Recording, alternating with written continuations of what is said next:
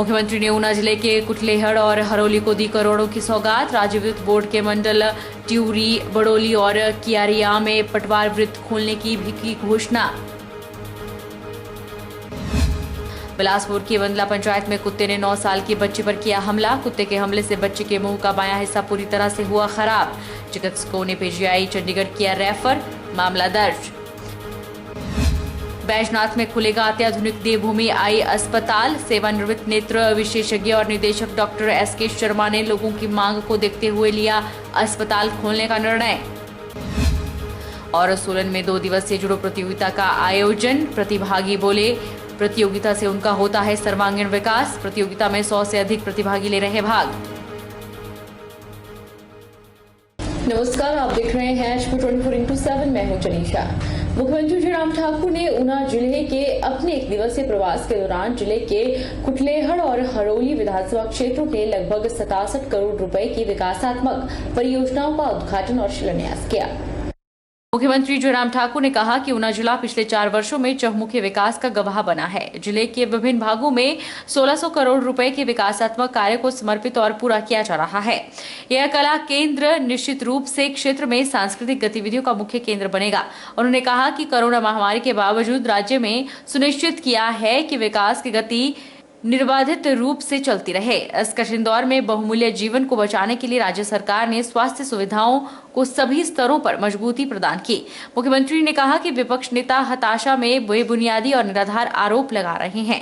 उन्होंने कहा कि हिमकेयर योजना के अंतर्गत 5 लाख से अधिक परिवारों को पंजीकृत किया गया और अब तक राज्य के 2.17 लाख लोगों के उपचार पर 200 करोड़ रुपए से अधिक व्यय किए जा चुके हैं।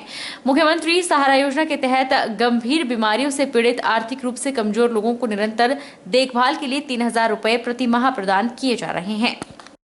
के उद्घाटन और शिलान्यास के कार्यक्रम जो उद्घाटन हुए लगभग 24.5 करोड़ थे और शिलान्यास जो होने हैं आज कुछ हुए 42 करोड़ थे। लगभग 67 करोड़ के विभिन्न शिलान्यास और उद्घाटन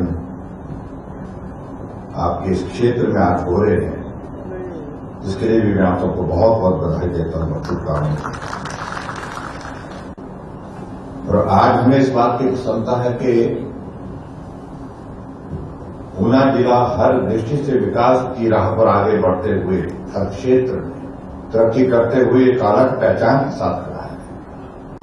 और मैं इस बात को भी यहां पर देख रहा था हमारे विभिन्न योजनाओं के कार्यक्रमों के माध्यम से, क्योंकि कई लोग बोलते हैं कि कुछ नहीं हो रहा है और उनको ये बोलने की आदत पड़ गई है। मैं सिर्फ ऊना जिले की अगर बात कहूं 1600 करोड़ से ज्यादा के बहुत सारे विकास कार्य हर विधानसभा क्षेत्र में एक जिले में। प्रदेश कांग्रेस पार्टी ने 2022 के विधानसभा चुनावों के लिए तैयारियां शुरू कर दी है। इसी को ध्यान में रखते हुए विधायक विक्रमादित्य सिंह ने अपने विधानसभा क्षेत्र शिमला ग्रामीण के टूटू ब्लॉक के बनूटी क्षेत्र में महिला सशक्तिकरण सम्मेलन का आयोजन किया, जिसमें ब्लॉक की 90 महिला मंडलों ने हिस्सा लिया। प्रदेश कांग्रेस पार्टी ने 2022 विधानसभा चुनाव के लिए तैयारियां शुरू कर दी है। कांग्रेस विधायक विक्रमादित्य सिंह ने कहा कि समाज के विकास में महिलाओं का अहम योगदान होता है, इसलिए महिलाओं के आर्थिक और सामाजिक विकास के लिए कांग्रेस पार्टी काम कर रही है।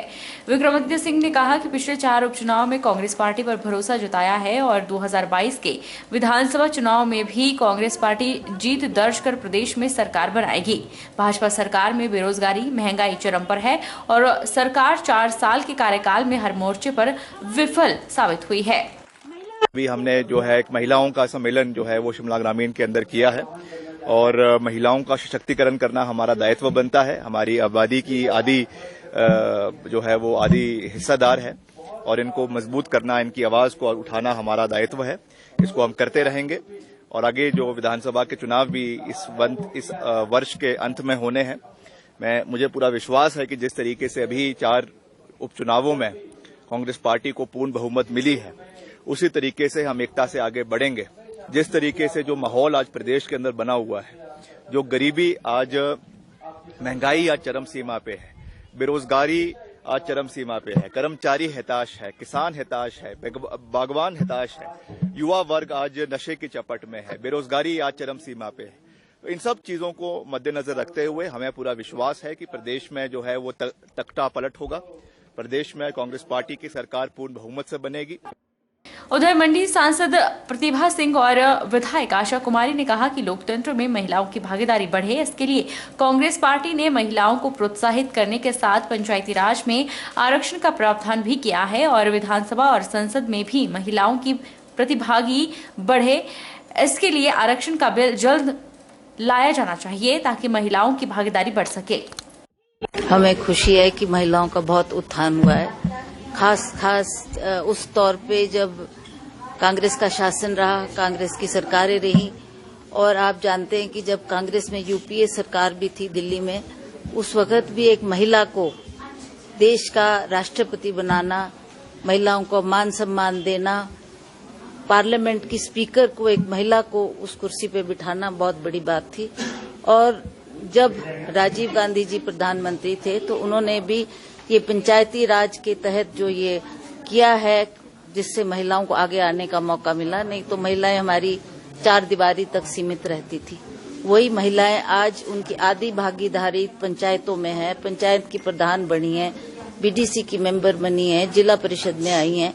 तो ये सारा कार्य मैं समझती हूँ कि कांग्रेस ने जो बीड़ा उठाया उसको अब महिलाओं को आगे लाने का, उससे महिलाओं को समाज में कार्य करने का बहुत मौका मिल रहा है। वन, युवा सेवाएं एवं खेल मंत्री राकेश पठानिया ने नूरपुर विधानसभा क्षेत्र की वासा पंचायत के नगलाहट में स्थानीय यूथ क्लब द्वारा आयोजित करवाई जा रही वॉलीबॉल प्रतियोगिता का शुभारंभ किया। इस प्रतियोगिता में हिमाचल, पंजाब की 15 टीमें भाग ले रही हैं। राकेश पठानिया ने कहा कि खेलों का हमारे जीवन में बहुत महत्व है, जिससे जहां हमारा शारीरिक और बौद्धिक विकास होता है, वहीं खिलाड़ियों को अपनी प्रतिभा के जौहर दिखाने का बेहतर अवसर मिलता है। प्रदेश सरकार ने फोरलेन प्रभावितों को झूठे आश्वासनों और तारीख के सिवाय कुछ नहीं दिया। पहले 3 वर्ष एक कमेटी बना दी गई जिसने कोई भी कार्य नहीं किया। उसके बाद एक और सब कमेटी बना दी गई, लेकिन इस कमेटी ने भी कोई कार्य प्रभावितों के हक में नहीं किया। ये बात शनिवार को जिला कांग्रेस अध्यक्ष अजय महाजन ने कही। नूरपुर जिला कांग्रेस अध्यक्ष अजय महाजन ने कहा कि सब कमेटी के हवाले से आश्वासन दिया गया था कि 4 लेन प्रभावितों की समस्याओं का समाधान किया जाएगा, लेकिन ऐसा कुछ नहीं हुआ। उन्होंने कहा कि लोगों को फैक्टर 2 के तहत मुआवजा मिलने की बात तो दूर है, बल्कि लोगों को उनकी जमीनों का असल मूल्य वो भी नहीं मिल रहा। उन्होंने कहा कि भूमि अधिग्रहण के लिए पूरे प्रदेश में अलग अलग जिलों में अलग मापदंड रखे गए थे। अन्य जिलों में सर्कल रेट 30 गुना बढ़ा दिया गया, जबकि जिला कांगड़ा में सर्कल रेट 30% कम कर दिया गया।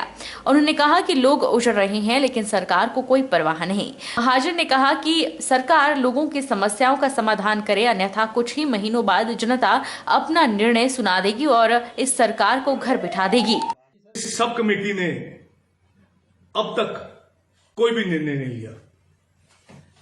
जहां तक बहुत बार ये संघर्ष समितियों ने भी इसकी बात उठाई और हमने भी पार्टी की तरफ से बात उठाई कि जहां रेट जमीनों के थे 5 लाख या 10 लाख रुपया मरला, वहां 30 या 40 हजार रुपया मरला दिया गया। फैक्टर 2 की तो बहुत दूर की बात है, जो ओरिजिनल रेट्स हैं वो भी बहुत कम दिए गए। और सबसे बड़ी अफसोस की बात है कि अलग अलग जिलों में अलग अलग मापदंड रखे गए एक्विजिशन रेट्स के लिए।